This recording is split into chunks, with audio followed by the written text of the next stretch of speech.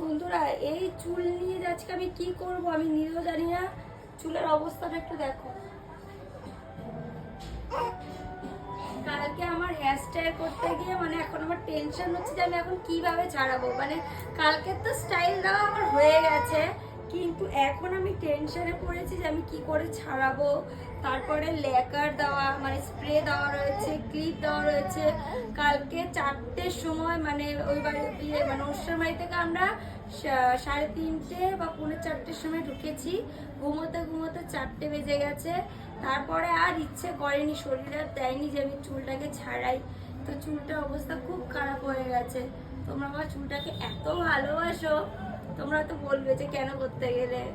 তাই ছেলের অন্নপ্রাশন তো করবো না বলো, তো তাহলে একটু কষ্ট হবে। দেখি বাবা মা মা আসবে বা দিদি, ওদেরকে দিয়ে ছাড়িয়ে